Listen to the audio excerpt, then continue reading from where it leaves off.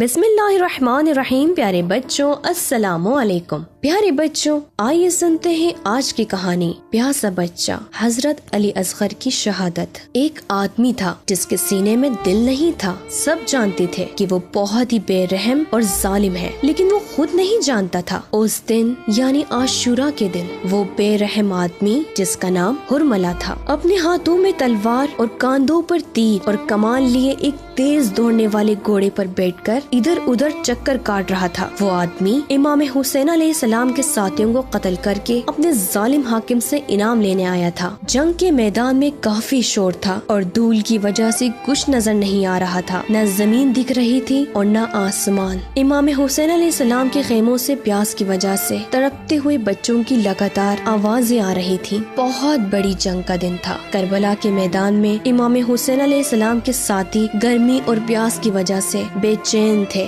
دشمن نے کئی دن پہلے ہی دریا پر پہرا لگا دیا تھا، اس لیے امام حسین علیہ السلام کے قافلے کا ہر چھوٹا بڑا پیاسا تھا۔ امام کے ساتھی بھوکے اور پیاسے جنگ کر رہے تھے اور ایک ایک کر کے شہید ہوتے جا رہے تھے۔ اب گھر کے لوگوں کی باری تھی۔ جناب علی اکبر میدان میں گئے اور شہید ہو گئے۔ جناب قاسم جو بھی نوجوان تھے وہ بھی میدان کی طرف گئے اور شہید ہو گئے۔ جناب عباس علمدار بھی شہید کر دیے گئے۔ امام حسین علیہ السلام کے سبھی ساتھی اور رشتہ دار شہید ہو گئے۔ آپ اکیلے رہ گئے تھے اور اب آپ کو میدان میں جانا تھا۔ دشمن کا صبر ختم ہو چکا تھا۔ دشمن کا کمانڈر ہرملہ خیموں کے پاس ٹہل رہا تھا اور وہ موقع کی تلاش میں تھا کہ اپنا تیر امام حسین علیہ السلام کے سینے میں اتارے۔ ہرملہ امام حسین علیہ السلام کو شہید کرنے کے لیے بے تاب تھا تاکہ اپنے حاکم سے انعام لے سکے۔ امام حسین علیہ السلام نے خیمے کے پاس کھڑے ہو کر آواز دی، میرے علی اصغر کو لے کر آؤ، میں اس سے آخری بار ملنا چاہتا ہوں۔ حضرت زینب سلام اللہ علیہا نے جناب علی اصغر کو لے کر باپ کی گود میں رکھ دیا۔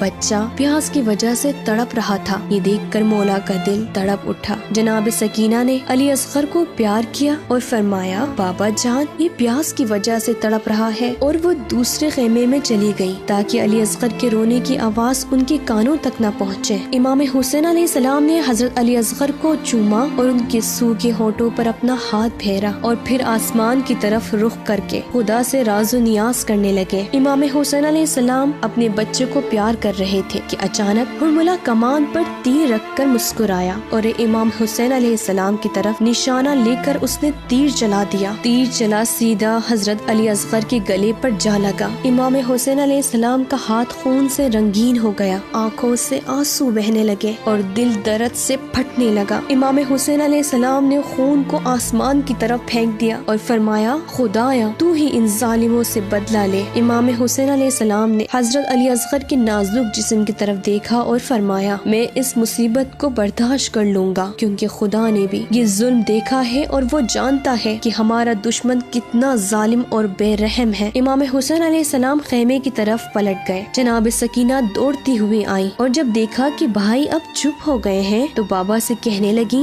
بابا جان آپ نے علی اصغر کو پانی پلا دیا؟ امام حسین علیہ السلام بولے، بیٹی لو اپنے بھائی کو لے جاؤ، دشمن نے تیر سے اسے شہید کر دیا ہے۔